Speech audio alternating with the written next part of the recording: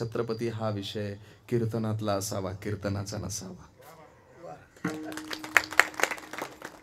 छत्रपती मांडायला मला भीती वाटत नाही, मांडतो मी. हा देह माझा नाहीच, हा लोक कल्याणासाठी आहे. वापरला की लोक त्याला अमर करतात. एक जगद्गुरु तुकोबरायांचा अभंग आहे, दोषात सापडलेला आहे असं मी बोललो. पण दोष दोष दोष म्हणजे काय? द्विरोक्ती नावाचा दोष म्हणजे काय? एकच शब्द दोन वेळेस जगद्गुरु तुकोबरांना का वाटत असेल, का टाकला असावा तुकोबरांनी? तर तुकोबरांचं एक प्रमाण आहे अलीकडच्या काळामध्ये, म्हणजे पुढे येईन ते. शरण शरण हनुमंता तुम्हा आलोजी रामदूता, इथं असं ज्या वेळेस वाचलं जातं किंवा गायलं जातं तर तो अभंग दोषात आहे. अभंग सुटत नाही. बाकीचे वक्ते कसे सोडवत असतील त्यांची उंची त्यांना माहिती. पण शरण शरणजी हनुमंता आलं की अभंग सोडवता येऊ शकतो. कारण शरण शरणजी हनुमंता तुम्हा आलो रामदूता, दोन विशेषण लावले, हनुमंता आणि रामदूता. पण त्या दोघांच्या मध्ये जी जर लावला नाही तर त्या अभंगाला सोडवताच येऊ शकत नाही. हा माझा कयास आहे. कारण शरण हनुमंता आणि शरणजी रामदूता. रामदूत म्हणजे संत, देवाच्या दूताला संत म्हणतात. आणि देवाला आम्ही एकेरीच बोलतो. खरं सांगू मी तुम्हाला, संताशी आम्हाला आरे रावीची भाषा आजपर्यंत करता आली नाही. संताशी बोलताना आमची मलूल भाषा असते. तुम्ही संत, माय, बाप, कृपावंत, एवढी संबोधन. संतांच्या बाबतीत आमची सौहार्दता शिगेला पोहोचलेली आहे. संतांच्या बाबतीत आमचं प्रेम यथांग सागरासारखं भरलेलं आहे. या प्रेमाला ओहोटी कधी येतच नाही, नेहमी भरतीच असते.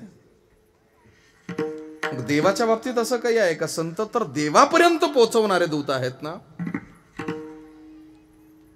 देवाशी बोलताना आम्ही एवढा आदिबीनं बोलत नाही. देवा तुझा माझा करे वैरकार, देवा तुझा माझा करे वैरकार, देवा तुझा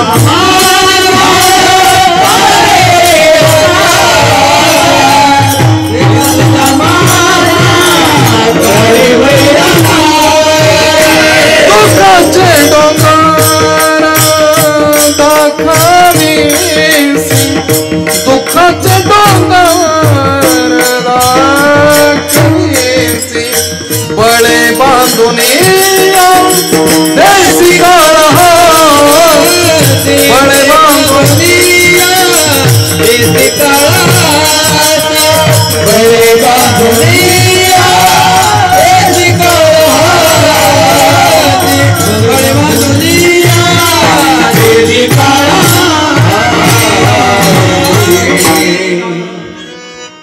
देवाशी बोलताना आमची अर्वाच्यता जागृत होते. काय वैर असावं, काय वैर असावं. कधी म्हणत नाही आपण गणपती बाप्पा तुम्ही असं करा, तुम्ही कसं नाही. आम्ही ती सौहार्दता ठेवतच नाही. संतांशी बोलताना आमची अर्वाच्यता केव्हा मावळते सांगताच येत नाही. संताशी बोलताना आहो जाहोनी बोलतो, एवढी आपुलकी आहे. म्हणून शरण हनुमंता, हनुमंताला देवाचा दर्जा दिला. शरणजी रामदूताजी, शरणजी रामदूताजी. रामदूत म्हणजे संत, त्यांना आजी जी न बोलावं लागतं. द्विरोक्ती सुटली. आजची द्विरोक्ती फार कठीण आहे. आजच्या द्विरोक्तीमध्ये अमर आहा, अमर आहा. अमर शब्दाची व्याख्या अशी आहे की जो चिरंजीवी आहे, जो देहानं चिरकाल टिकतो त्याला अमर असं म्हणतात. 7 चिरंजीव झालेत ना, बली, व्यास, अश्वत्थामा, कृपाचार्य, ही जी 7 हनुमंत वगैरे, हे 7 चिरंजीव झाले. हे देहानं शिल्लक आहेत. ज्याला मरणच येत नाही तो अमर. याला एक अमरत्व म्हटलं गेलंय. दुसरं अमरत्व कोणाला म्हटलं गेलंय? स्वर्गीचे अमर, स्वर्गामध्ये जे अमृत पिऊन तृप्त झाले त्यांना मरणच येत नाही, त्यांना म्हणतात अमर. आता तुकोबरायांच्या नजरेमध्ये ह्या दोनही अमरांना मृत घोषित केलंय. त्यांनी सांगितलं जिथे देवता मर्त्य आहे तिथे या अमरांचं काय घेऊन बसला. म्हणून अमरत्व कुणाला म्हणावं? तुकोबरायांचा अमर देह माझा नाहीच, हा लोक कल्याणासाठी आहे. वापरला की लोक त्याला अमर करतात, एक. दुसरा, हा देह लोकांसाठी जर संपला तर अमरत्व आहे. आणि दुसरी गोष्ट, हा देहच मुळात आपला नाही, याला म्हणावं अमरत्व. तर ह्या संदर्भाचे दोन विचार मी आपल्या समोर मांडेन. पहिला विचार, सध्या मी लिहित असलेल्या धारावाहिक मालिका सिरियलच्या संदर्भानं मी काही मुद्दे सांगतोय. एक दिवस पैठण क्षेत्रामध्ये आपल्या मुलांना त्रास होतो म्हणून विठ्ठलपंत काट्या कुट्या तुडवीत पैठणला आले आळंदीहून. धर्मपीठाचे पीठाधीश बोपदेवांना विनंती केली, महोदय, चुकलो असेल मी, धर्मनियम माझ्याकडून मोडले गेले असतील, माझा अपराध झाला असेल, पण माझ्या मुलांचा काय दोष? माझ्या मुलांना तरी समाजात लोकांनी घ्यावं आणि त्यांना प्रतिष्ठेचं जीनं जगता यावं, एवढ्याच अपेक्षेनं मी तुमच्या पायावरती नाक घासण्यासाठी आलोय. बोपदेव महोदय, आपलं उदार अंतःकरण, विशाल हृदय याची मला जाण आहे, म्हणून आपल्या समोर झोळी मी पसरतो आहे ना. बोला विठ्ठलपंत, काय बोलायचं? शुद्धीपत्र मिळावं आणि आमच्या लहान लहान लेकरांची मुंज व्हावी, त्यांचा व्रतबंध व्हावा. यज्ञोपावीत एकदा का गळ्यात माझ्या लेकरांनी अडकवलं की समाजामध्ये उजळ माथ्यानं आमची मुलं फिरू शकतील, एवढीच अपेक्षा आहे. त्या बदल्यामध्ये मी काहीही करायला तयार आहे. तुम्ही आमच्याकडे मागण्यासाठी आलात, तुमचा अधिकार आहे का? ही धर्मसभा केवळ ब्राह्मणांसाठी आहे. अगोदर तुम्ही ब्राह्मण व्हा आणि मग मुलांचा विचार करा. मला काय करावं लागेल? ज्या देहानं तुम्ही धर्मशास्त्र विटाळलंय ना, त्या देहाला नष्ट करा, देहांत प्रायश्चित्त घ्या. 1000 इंगळ्यांचा डंक शरीराला लागला होता, रोम ना रोम वेदना करत होता, पण माऊली ज्ञानोबरायांचे पिताश्री विठ्ठलपंत कुलकर्णी, जर आम्ही देहांत प्रायश्चित्त घेतलं तर आमच्या लेकरांना समाजात घेतलं जाईल. तेव्हाच तेव्हा बघू. अगोदर तुम्ही शुद्धीपत्र घेण्यासाठी शुद्ध व्हा. कदाचित तुमच्या त्यागाचा विचार आम्ही करू शकतो, पण आता शब्द देणार नाही. अगोदर तुम्ही शुद्ध व्हा. विठ्ठलपंत जड पावलानं आळंदीमध्ये आले. रखमाई मातोश्रीला त्या छोट्याशा झोपडीमध्ये जाऊन सर्व वृत्तांत सांगितला. सकाळपासून माऊली ढसा ढसा रडली. एक क्षण सुद्धा तिच्या गालावरचा अश्रूंचा ओघळ कोरडा झाला नाही. आईचं रडणं, आईचं रुदन ज्ञानोबरांना समजलं आणि ज्ञानोबरांनी वडिलांना प्रश्न केला, बाबा, आई का रडते? बाळा, तुला सांगण्यासारखं नाही रे, तरी पण आईचं रडणं सांगा ना, काहीतरी कारण असेल ना. बाळा रे, आता विचारू नकोस, तरी पण तुला माझ्या मनात उचंबळून येते, सांगावं काहीतरी. बाबा, काय समजायचं मी समजलो. ज्ञानेश्वर महाराज म्हणतात, मला माझ्या प्रश्नाचं उत्तर द्या. आज जर तुम्हाला पश्चाताप होतोय आणि तुम्हाला मिळालेलं जे प्रायश्चित्त आहे काय आहे मला माहिती नाही, पण त्या प्रायश्चित्ताला त्याचा विचार करून माझी आई सकाळपासून रडते आहे. तिच्या डोळ्यांच्या कडा अजूनही वाळलेल्या नाहीत, सकाळपासून एकही अश्रू थांबलेला नाहीये. मग सांगा, प्रायश्चित्त काय दिलं ह्याच्याशी मला घेणं देणं नाही, पण हे प्रायश्चित्त घेण्या अगोदर मला तुमच्या बुद्धीच्या संबंधानं शंका येते. अरे, ज्या व्यक्तीकडे ज्ञानाचा सागर आहे, वेद वेदांत उपनिषद शास्त्र पुराण गीता गाथा सगळं सगळं तुम्ही पाठांतर केलेलं आहे, एवढं तुमच्याकडे ज्ञान असताना सुद्धा तुम्ही आयुष्यात भली मोठी चूक का केली? माझ्या 2 प्रश्नांची उत्तर द्या. एक तर तुम्हाला वैराग्य आलं होतं, विरक्तीच जीवनामध्ये तुमच्या दृढ होती, तर तुम्ही लग्न का केलं हा पहिला प्रश्न. आणि लग्न केलं, तुम्हाला संन्यासच घ्यायचा होता तर लग्न का केलं? आणि लग्नच केलं होतं तर पुन्हा संन्यास घेण्याची गरज का भासली? विठ्ठलपंतांनी डोक्यावरून हात फिरवला ज्ञानदादाच्या. इतिहास आहे, ऐकून ठेवा, कुठेही सापडणार नाही. फार मोठ्या मोठ्या ग्रंथांमध्ये सापडतं, त्याला मोठी मोठी रक्कम मोजावी लागते. 60 रुपयाच्या गरुड पुराणावर दिग्गज कीर्तनकार होता येत.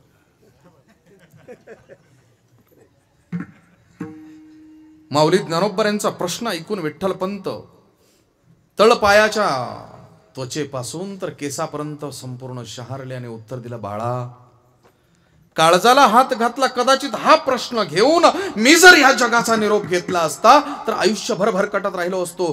तूच तुझ्या मुखानं मला हा प्रश्न विचारलास बाळा. सांगतो तुला, गर्ग संहिता नावाचा ग्रंथ आहे, त्यातून एक भविष्य नावाचं सूत्र आहे. ज्योतिष हा प्रकार गर्ग संहितेतून आला. ज्योतिष शब्दाचा अर्थ माहिती आहे तुम्हाला? ज्योतिष, तुम्ही फेस रिडिंग वगैरे, हस्तरेषा, रमल ज्योतिष, कुंडली, पत्रिका हे सगळे प्रकार बघितले असतील. याच्यामध्ये काय माहिती आहे का महत्वाचं? पिंडी ते ब्रह्मांडी ज्योतिष. ज्योती म्हणजे प्रकाश. प्रकाशाचा आराध्य काय आहे? सूर्य. सूर्य, सूर्य म्हणजे प्रकाश, सूर्य म्हणजे ज्योती. आणि त्या ज्योतीला ईश म्हणजे ईश्वर मानून जे काही सूत्र ह्या ब्रह्मांडामध्ये फिरतंय, म्हणजे सूर्याचे उपग्रह जेवढे आहेत, या उपग्रहाच्या चलनवलनाचा पृथ्वीच्या असणाऱ्या भूभागावरती होणारा ग्रह गोलाचा परिणाम आणि त्या परिणामातून होणाऱ्या सगळ्या प्रक्रिया याला ज्योतिष म्हणतात. खगोलशास्त्र आहे. जयंत नारळीकर वाचा, चटकन लक्षात येऊन जाईल. आम्हाला सप्ताहाची पत्रिका सोडून वाचायलाच दुसरं काही येत नाही. काय सांगायचं? गुरुवर्य प्रातस्मरणीय पूजनीय आदरणीय वैकुंठवासी वेद विद्या वाचस्पती जगन्नाथ अण्णा पवार मला सांगायचे, छत्रपती हा विषय कीर्तनातला असावा, कीर्तनाचा नसावा. छत्रपती मांडायला मला भीती वाटत नाही, मांडतो मी. पण तुकोबबार आहे सांगायचे संपल्यानंतर, तुकोबबार आहे सांगायचे संपत नाही, मग सांगणार कुठे? माऊली ज्ञानोबरांनी प्रश्न केला आणि ज्ञानोबा यांच्या उत्तरावरती विठ्ठलपंत कुलकर्णी बोलू लागले, बाबा ज्योतिष नावाचा प्रकार आहे. माझ्या पत्रिकेमध्ये एक दोष होता. त्या दोषानुसार तुझ्या मातोश्री बरोबर लग्न करण्याची माझ्या पांडुरंगानं खूपच घाई केली. लग्न झालं, पण नंतर त्यांच्या लक्षात आलं की आम्हाला ह्या मातेच्या पोटी जन्माला यायचं आहे आणि ह्या मातेच्या पोटी जन्माला येत असताना ज्याच्या बरोबर आम्ही संसार थाटलाय त्याच्या तर जीवनामध्ये, त्याच्या पत्रिकेमध्ये दोष आहे. ज्या दोषाला म्हटलं जातं भावी प्रतिबंध. आणि ज्ञानोबा यांना विठ्ठलपंत कुलकर्णी समजावून सांगू लागले, 3 प्रकारचे प्रतिबंध असतात. एकाला म्हणतात वर्तमान प्रतिबंध, एकाला म्हणतात भूत प्रतिबंध, एकाला म्हणतात भावी प्रतिबंध. उदाहरण थोडं स्पष्ट करून सांगतो. भूत प्रतिबंधामध्ये असं आहे, केले कर्म झाले त्याची भोगा आले. मागील जन्मामध्ये जर काही योग भ्रष्टता शिल्लक राहिली, ह्या जन्मामध्ये उपभोगायला यायचं, याला म्हणतात भावी भूत प्रतिबंध. वर्तमान प्रतिबंध सध्याचाच काळ आहे, फक्त इकडचं इकडे तिकडचं तिकडे होत असतं. एकदा एका माकडानं खेळता खेळता सोसाट्याचा वारा सुटला, खूप पाऊस पडू लागला, विजा कडकडू लागल्या, गारांचा पाऊस झाला, खूप कुडकुडलन, विचार करू लागला. पाऊस उघडला की चटकन मी घर बांधेन आणि माझ्या घरामध्ये राहीन. पाऊस उघडला, छान असं ऊन पडलं, बागडण्यामध्ये विसरूनच गेलं की मला घर बांधायचं होतं. पावसाळाभर खूप मज्जा केली, खूप मज्जा केली आणि हिवाळा सुरू झाला, कुडकुडू लागलं. त्यानं सांगितलं हिवाळा संपला की पहिलं घर. हिवाळ्यामध्ये कुडकुडलं, पुन्हा उन्हाळा सुरू झाला आणि उन्हाचा चटका बसू लागल्यानंतर सांगितलं उन्हाळा संपला की पहिलं घर बांधू. पुन्हा ये रे माझ्या मागल्या. शेवटी कुडकुडून मरून गेलं एक दिवस, घर काही त्याच्याकडून झालं नाही. म्हणून आपल्याला जगायचं असेल तर उद्याचा विचार माणसानं अवश्य करावा. म्हणून बचत खूप गरजेची आहे. उद्याचा विचार करावा. जोडून या धन उत्तम व्यवहारे, उदास विचारे वेच करी. खूप कमवून ठेवलं आणि संततीच जर आपल्या जीवनामध्ये व्यंग जन्माला आली तर त्या संपत्तीचा काय उपयोग? खूप कमवून ठेवलं आणि नाश कुळाचा करणारा जर पुत्र जन्माला आला तर ती संपत्ती कमवून उपयोग काय? आमच्याकडे या एकदा असंच नदीनं या गोदावरीनं, बघा काय परिस्थिती आहे. कोंडून ठेवले. जॅग्वार घ्यायची घ्या. तुमच्या पतसंस्थेमध्ये जर कोटीचा व्यवहार असेल तर एखादं नोटा मोजायचं मशीन असेल. आमच्याकडे 2-2 असतात. एवढा पैसा आहे आमच्याकडे, काय सांगू. उपरोधिक आहे, उपहासात्मक नाही. जाण असेल तुम्हाला, जास्त काही बोलणार नाही. पण असं आहे, एवढी संपत्ती असून सुद्धा त्या संपत्तीचा उपभोग घेता येत नसेल तर ती कमवून काय? 2 वेळचं अन्न असावं. आणि म्हातारपणामध्ये पोरांना सांगताना लाज वाटू नये की मी टेबला खालून कमावलंय, त्याला सांगता येईल की माझ्या कष्टाचं आहे. आणि सांगताना सुद्धा मनाला लाज वाटली नाही तर जीवन जगल्यासारखं वाटतं हो. नाहीतर काय ते जीवन जगून उपयोग आहे? वृद्धाश्रमामध्ये जीवन जगण्यात काय अर्थ आहे? म्हणून इथे मला सांगावंसं असं वाटतंय की या सगळ्या प्रक्रियेमध्ये जगद्गुरु तुकोबाराय तंतोतंत बसतात बरं का. विठ्ठलपंत कुलकर्णींनी सांगितलं, बाळा, जर मनुष्याला योग्य जगायचं असेल तर उद्याची चिंता आज केली पाहिजे. याला म्हणतात भावी भूत प्रतिबंध, वर्तमान प्रतिबंध. उद्या अडचण येणार आहे तर त्याची आजच तजवीज करावी, याला म्हणतात भूत प्रतिबंध. आणि भावी प्रतिबंधामध्ये जर आपल्याला पुढे केव्हा तरी अडचण येणार आहे त्याची तजवीज आत्ताच करावी. पुढच्या जन्मामध्ये संततीचा योग विठ्ठलपंत कुलकर्णींना होतात, या जन्मामध्ये पुत्र योगच नव्हता. म्हणून विठ्ठलपंत कुलकर्णींच्या लग्न झाल्याच्या नंतर लक्षात आलं, अरे देवांची तर दाटी झाली आहे, यायचंय घाई झाली त्यांना. पण जर कदाचित ह्याच जन्मामध्ये मी राहिलो तर मला पुढचा जन्म घ्यावा लागेल. रुक्मिणी केव्हा भेटेल आणि केव्हा माझं लग्न होईल आणि केव्हा हे जन्माला येतील. म्हणून आता जगाचा रोष जरी सहन करावा लागला तरी चालेल. संन्यास घेतला, आई वडिलांचं एकदा श्राद्ध केलं, पत्नीची आज्ञा घेतली. संन्यास घेताना सर्वांचं श्राद्ध करावं लागतं, पत्नीचंही केलं. आणि विठ्ठलपंत कुलकर्णींचं जीवन बदललं जेव्हा गुरु आज्ञेनं घृतकुंभ संभव नावाचा यज्ञ केला आणि पुन्हा जन्माला आले तर विठ्ठलपंत ते नव्हतेच, नवा जन्म घेऊन आले. एक जन्म संपला, दुसरा जन्म निर्माण झाला आणि दुसऱ्या जन्मातली संतती म्हणून भावी प्रतिबंध संपला. आणि विठ्ठलपंत कुलकर्णींनी ज्ञानोबारायांना समजावून सांगितलं. ज्ञानोबारायांनी सांगितलं, बाबा तुम्ही मला समजावून सांगताय, या लोकांना का सांगत नाही? विठ्ठलपंत कुलकर्णींनी सांगितलं, साखरीच्या डब्याला झाकण लावावं लागतं, घट्ट लावावं लागतं, मिठाच्या बरणीला झाकण लावून उपयोग नाही. आलं लक्षात? ज्यांच्या पुढे वाचायचंय, ज्यांच्या पुढे मांडायचंय, यांना मांडून जर समजत नसेल तर का उगाच आपली वाणी कष्टी करायची? म्हणून माऊली ज्ञानोबांनी एक शब्द उच्चारला, बाबा तुम्ही बोलताय ते बरोबर आहे. इथून पुढे बाजारातल्या हत्तीगतच जगायचं. कितीही दगड आले आणि किती भुंकले तरी विचार करायचा नाही. ज्ञानोबराय चालत राहिले. रात्रीची वेळ झाली.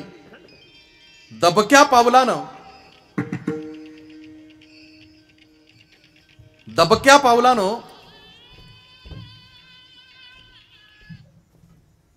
संध्याकाळची वेळ झाली. दबक्या पावलानं विठ्ठलपंत मातोश्री रुक्मिणी आईच्या जवळ आले आणि रुक्मिणी आई साहेब यांना म्हणू लागले, होईल थोडासा संघर्ष, होईल थोडासा विद्रोह, होऊ दे, पण रुक्मिणी माझ्या पश्चात माझ्या लेकरांची काळजी घेणारं कोणी नाही. घेशील काळजी? घेशील काळजी असं म्हणताय? पण मी या भारत देशातली पत्नी आहे, या भारत देशात मी जन्म घेतलाय आणि पतीच्या बरोबर सती जाणंच गरजेचं आहे, तरच पती धर्म टिकवला जाऊ शकतो. आता पुत्रांची उत्पत्ती झाली, आता साथ देऊन सोडून उपयोग काय? हा तर स्वार्थ ठरेल. तुम्ही देहांत प्रायश्चित्त बदलू शकत नाही का? संघर्ष करू ना, आपण संघर्ष करू. नाही ऐकलं. दोघे जण चालू लागले आणि त्या जिथे त्यांना देहांत प्रायश्चित्त घ्यायचंय, रुक्मिणी आईसाहेबांनी एक प्रश्न विचारला अभंगाशी निगडीत. काय प्रश्न विचारला? का हो, जगलो असतो ना आपण दोघे, काय समाज करून घेणार आहे? समाजातच राहिलं पाहिजे असं काय? समाजाच्या बाहेरही राहू, आपल्याला मुलं बाळ आहेत. काय धर्मातच राहून काय आम्ही काय करणार आहोत? असंही जगतो आहे आणि जगत राहू. कशाला उगाच हे देह नष्ट करायचा? म्हणून थांबूया ना. त्यावेळेस त्यांनी सांगितलं, कशाला जपायचं हे चर्म, हा देह कशाला जपायचा? एक दिवस जाणारच आहे ना, मग आज गेला तर काय हरकत आहे?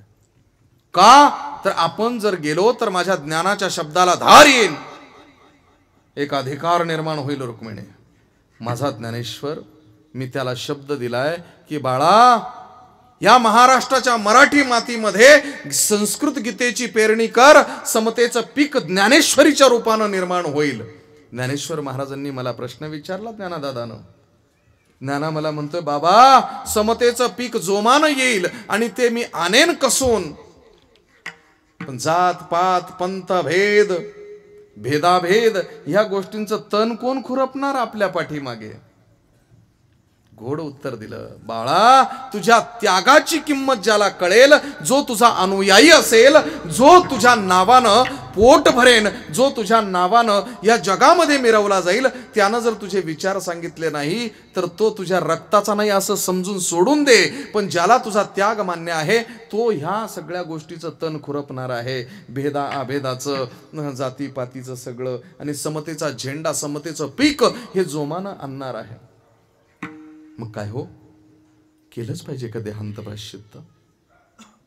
रुक्मिणी, जर कदाचित आम्ही देहानं राहिलो तर आमच्या मुलांचं जीवन असंच जाईल. जर आम्ही ह्या देहाला आज नष्ट केलं आमच्या लेकरांसाठी तर आमची लेकरं नवक्रांती आणल्याशिवाय राहणार नाही. म्हणून जगद्गुरु तुकोबारायांचा पहिला शब्द येतो. त्यांच्या त्यागानं देह गेला पण अमरत्व शिल्लक राहिलं. अमर आहा अमर आहा. हा देह जर जगत कारणासाठी, जगत कल्याणासाठी कामाला लागला तर अमर आहे. अमर आजही माऊली ज्ञानोबारायांच्या अगोदर माऊली ज्ञानोबाराय अभ्यासायचे असतील, आठवायचे असतील तर वाङ्मयामध्ये बाप शब्द पहिल्यांदा येतो. रखुमा देवीवर हा शब्द जर कदाचित त्यांनी तो त्याग केला नसता तर माऊली ज्ञानोबारायांच्या शब्दातून अमरत्व आलंच नसतं. एक कीर्तीचं अमरत्व आहे, दुसरं कार्याचं अमरत्व आहे. प्लेगची साथ आली होती. प्लेगची साथ. केसरीमधून लेखच्या लेख निघत होते. सिंहगडावरून अग्रलेखांच्या प्रती या पुण्यामध्ये येत होत्या, लिहिलं जात होतं. आणि महात्मा ज्योतिराव फुले, क्रांतिज्योती सावित्रीमाई फुलेंच्या सोबत फील्डवरती काम करत होते. मृत्यू कशानं आला, कशानं गेले, कशानं गेले पती पत्नी? प्लेगच्या साथीनं. अमर झालेत की नाही? अमर करायची गरज नाही, अमर झालेत. या देहाला लोकांच्यासाठी वापरून तर बघा. नका म्हणू हा देह माझा जगत कल्याणासाठी आहे. अमर व्हाल, अमर झालेत. भगतसिंग हा देह देशासाठी समर्पित केला, अमर. हा देह जगासाठी वापरून बघा तर अमर आहे. आणि न म्हणा देह माझा ऐसा. जर ह्या देहाला दुसरं अमरत्व करायचं असेल असं समजा. आणि आपला नाहीच हा देह, हा काळाचा, धन कुबेराचे, हा देह काळाचा आहे. म्हणा बरं हा माझा आहे, जा घेऊन. तुला हिफाजत कर ले तू लाख करे रखवाली, उड़ जाएगा एक दिन पंछी रहेगा पिंजरा खाली, पिंजरा खाली, पिंजरा खाली. इतका वेळ व्यवस्थित होतं. लोक म्हणतील गेला जातीवर. नको.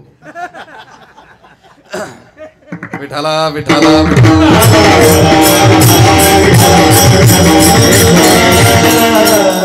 ते भांडवल तर करायचं ना, मग अभ्यास करायचा कशाला?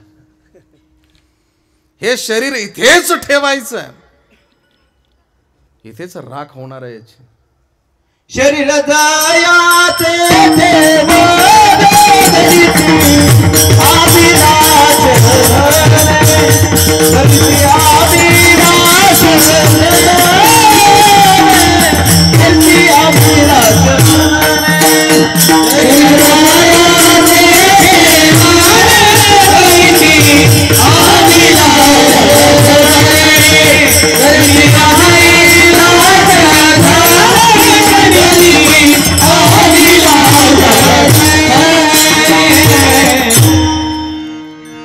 हे शरीर इथलं आहे, मातीचं आहे, मातीत जाणार आहे. मी एक सूत्र सांगत असतो, सांगूच का?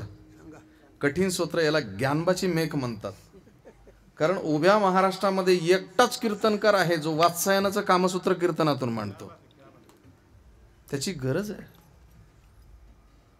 काय झालं माहितीये का? मी दृष्टांतातून सांगत असतो. माझ्या मूळ विषयाकडे येतो. माझा बाप ओश आहे.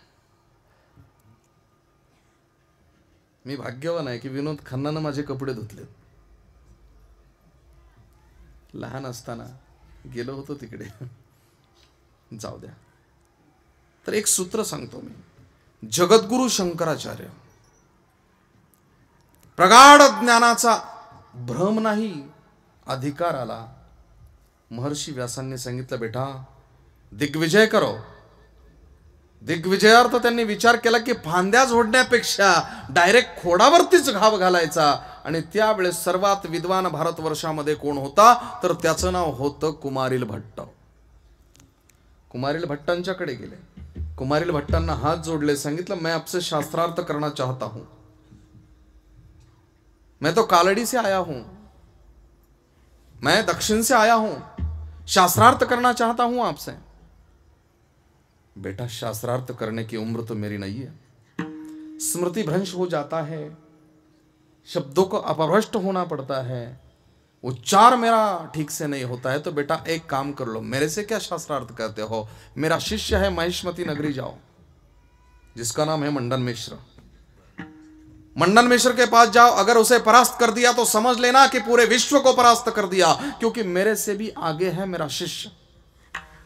मजल दर मजल करत आपल्या शिष्यांना घेऊन जगद्गुरु शंकराचार्य माहिष्मतीमध्ये आले. माहिष्मतीमध्ये येता क्षणी कोणीतरी सांगितलं, बेटा अध्ययन करने आए हो. नहीं, शास्त्रार्थ करने आया हूं मंडन मिश्र के साथ में. सगळे लोग हंसू लगले. सांगितलं, क्यों हंस रहे हो. अरे जिस पंडित के बरामदे में बैठे हुए पंचमी वेदांत की चर्चा करते हैं, उससे शास्त्रार्थ करने के लिए कल का छोरा आया तू. देखते हैं. तिथे जाऊन मंडन मिश्रांशी चर्चा केली. मंडन मिश्रांनी सांगितलं, शास्त्रार्थ के लिए तैयार हूं, तयार आहे मी. सांगितलं, काहीतरी पण असावा. शंकराचार्य म्हणतात, हे बघा मंडन मिश्रजी, जर मी तुम्हाला हरवलं शास्त्रार्थामध्ये, तर तुम्ही माझ्या हातून संन्यास घ्यायचा. ठीक आहे. आणि जर तुम्ही हरलात तर शंकराचार्यजी, मग तुम्ही मला मुलगी बघा, मी लग्न करतो. ठरलं. एकाचं संन्यास नष्ट करायचा आणि एकाला संन्यास द्यायचा. आणि तिथं आता न्यायाधीश कुणाला नेमायचं म्हणून मंडन मिश्राची पत्नी, जिचं नाव होतं भारती मा, उमा भारती म्हणतात, उभय भारती म्हणतात, उमय भारती म्हणतात, पण भारती मा, या भारती मातेनं तिथे न्यायाधीश पदाची भूमिका बजावली. एका उच्च आसनावरती बसली ती मातोश्री. दोघांचा शास्त्रार्थ सुरू झाला. ब्रह्म क्या है, ज्ञान किसे कहते हैं, अष्टावक्र गीता, मोक्ष कैसे होगा, वगैरे वगैरे फार मोठं ज्ञान झालं. आणि एवढ्या चर्चेच्या अंती त्या उमय भारतीनं निर्णय दिला, मंडन मिश्र नावाचे पंडित हरलेले आहेत, हा निर्णय मी देते आणि आता तुम्ही संन्यास द्या, नाही तर काही करा. बिचारी वैतागली नव्हती. अभी मुझे आप लोग अभिषिक्त करके पदच्युत करोगे. अभिषेक झाला. त्या न्यायाधीश पदावरून, न्यायासनावरून खाली घेतलं. आणि मग त्यानंतर उमय भारतीनं सांगितलं, देखो शंकराचार्य जी, मेरे पती तो परास्त हुए हैं, ते हरलेत, पण अजून तुम्ही जिंकलेला नाही. आईसाहेब कोड्यात बोलू नका. नाही जिंकलेत तुम्ही. कसं, मला समजावून सांगा. अरे भारतीय नियमाप्रमाणे स्त्री ही पुरुषाची अर्धांगिनी असते. मी न्यायाधीश होते तोपर्यंत तुम्ही माझं अर्ध अंग हरवलं. आता मी शिल्लक आहे, माझ्याशी शास्त्रार्थ करा. शास्त्रार्थ करण्यासाठी पहिला प्रश्न विचारला, क्यों, अभी का जो जमाना है, यहां से आगे यहां से पीछे कुछ 100 वर्ष पहले एक ग्रंथ हुआ है. अगर उत्तम संतती जन्माला आणायची असेल तर त्यासाठी काही विविध प्रकारच्या प्रक्रिया असतात. मग मला सांगा, उत्तम प्रकारची संतती निर्माण करायची असेल तर त्यासाठी कुठल्या प्रकारच्या प्रणय प्रक्रियेनं ही संतती जन्माला आणता येऊ शकते.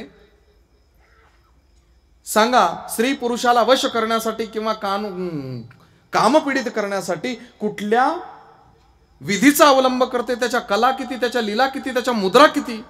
शंकराचार्यजींनी कानावर हात ठेवले आणि मंडन मिश्रानं सांगितलं, चांडाळणी, अगं तो बाल ब्रह्मचारी आहे. अशा प्रकारचे प्रश्न विचारताना तुला लाज वाटत नाही का. उमय भारतीनं सांगितलं, तुम्ही हारलेला आहात.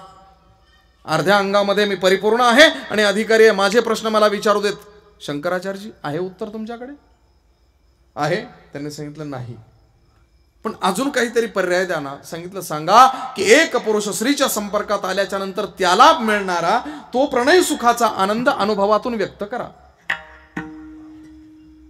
ह्या प्रश्नाचं उत्तर येत नसेल तर हरला म्हणा, तुमच्यासाठी मुलगी मी शोधते, सोडा माझ्या पतीचा पिछा. त्यावेळेचे विद्वान त्यांच्या पत्नी तितक्या उत्तम होत्या.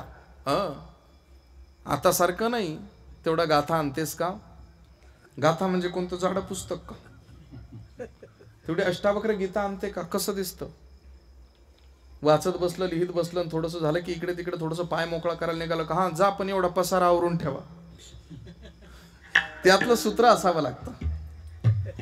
त्या मातोश्रीनं सांगितलं की हे शंकराचार्य, ह्या प्रश्नाचं उत्तर देता येत नसेल तर हरलो म्हणून सांगा, तुमचं लग्न मी ठरवते. शंकराचार्यजीने सांगितलं तुम्ही प्रश्न विचारलाय की स्त्री सहवास केल्याच्या नंतर होणाऱ्या प्रणय सुखाच्या आनंदाचा अनुभवाचं वर्णन करा, तर मला 1 महिन्याची मोहलत द्या.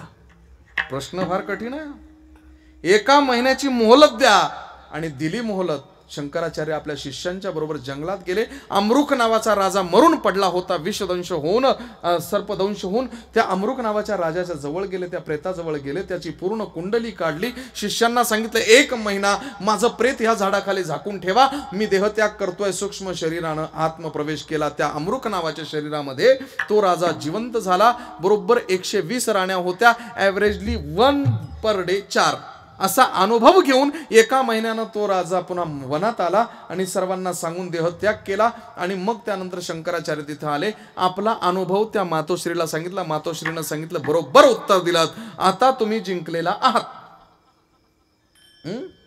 पण मी हरलेली नाही. मला जरी हरवलं तरी अजून तुम्ही जिंकलेला नाही. कसं काय? म्हटले मला सांगा, तुम्ही जर 120 राण्यांचा उपभोग घेऊन आलात तर तुम्ही संन्यासी कुठून? तुम्ही जर संन्यासी नाही तर माझ्या नवऱ्याला संन्यास देणार कुठून?